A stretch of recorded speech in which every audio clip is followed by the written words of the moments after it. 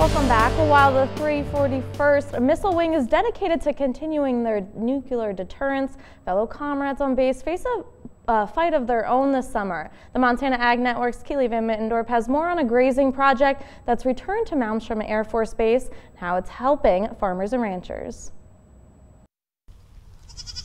Malmstrom Air Force Base welcomed just under 500 guests for the second year in a row.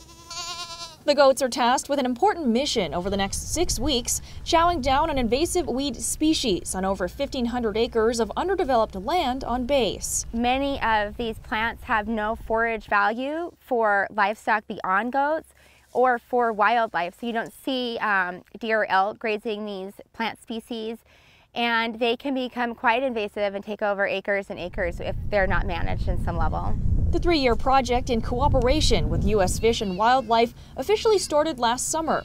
Soderquist said the group of goats had already adjusted to their temporary home on base. Even helicopter sounds they're pretty used to by now, so they adapt pretty rapidly. However, the idea behind the grazing project isn't just meant for Malmstrom. Soderquist says she works with numerous private and public landowners in the state who have weed problems. I work with producers who are looking for somewhere to summer their goats, and then I connect them with clients who are looking for weeds to be eaten. She says it doesn't matter if the goats are on a military base or on a farm or ranch. They're the best choice to get rid of weeds without using chemical spray.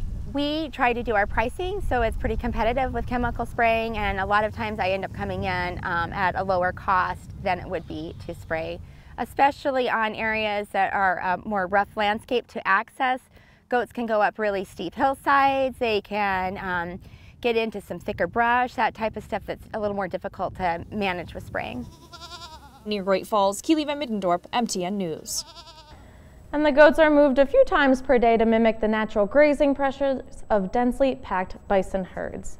All right. Go goats, go get that knapweed. Well, Curtis is joining us now.